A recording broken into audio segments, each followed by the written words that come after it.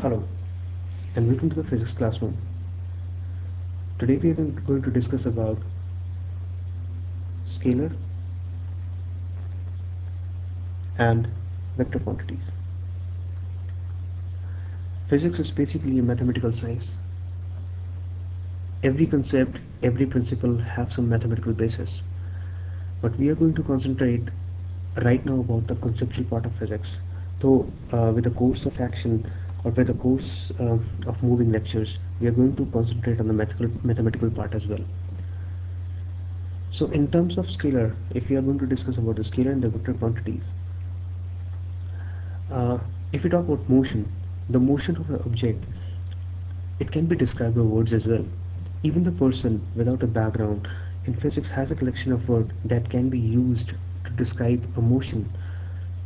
Let's assume a bus is moving. He can say that it is slowing down right now, it is speeding up, it's turning, it's stopping, it's fast or it's slow. But in mathematical term or in physics term, the vocabulary is slightly different. We choose different words to describe the same things. We use the words say like speed, velocity, acceleration, or displacement. These are the words or these are the vocabulary which we use to describe the same words which I used before for a bus, let's say stopping, speeding up, moving, like that. So in terms of to describe a scalar and vector quantity, let me um, draw a small table for you which says at one side magnitude, another is direction, other column is direction. Let me try and put it as vector scalar. I hope that everyone understands what the magnitude means as. A magnitude is basically a quantity.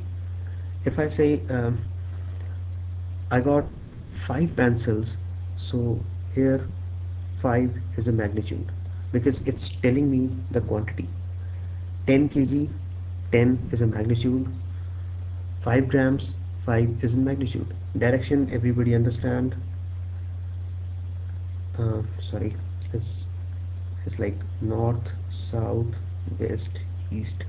These are the ways in which we describe the direction. Alright, here it is, east. Alright, so a scalar quantity has a magnitude but doesn't have a direction. And a vector quantity has both magnitude and direction. So this is a simple term to describe. A vector quantity has both magnitude and direction. Scalar quantity has only magnitude but no direction. Let me take an example. If I say I have a computer memory of 2 gigabytes. Here I am describing a magnitude which is 2 gigabytes. It doesn't have a direction. So computer memory, or if I say a RAM, my computer RAM is basically a scalar quantity because it has magnitude but no direction. Let's say if I say a man is moving from point A to point B with a speed of 30 meter per second going east. Here I have assigned a direction to magnitude. So this is now a vector quantity. So it is as simple as that. If a quantity has both magnitude and direction, if a direction is specified with the magnitude, the quantity is a vector quantity. Let's take another example.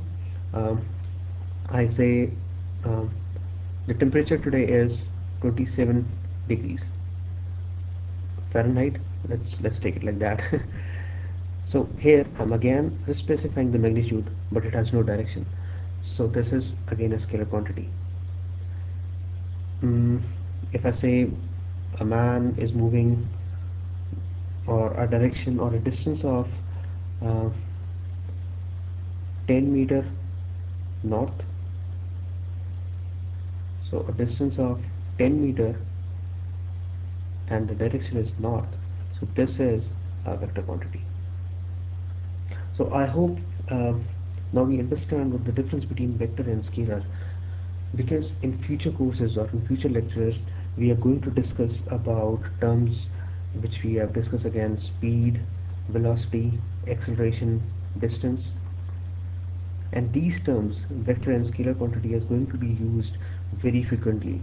If we don't have a basic understanding the difference between a vector and a scalar, it will be difficult to um, differentiate the terms as speed and velocity, because in normal English vocabulary, these are interchangeable, these are synonyms. But in physics vocabulary, velocity is different and speed is different. We'll discuss it in the future lecture. I hope it's been informative. Thank you very much.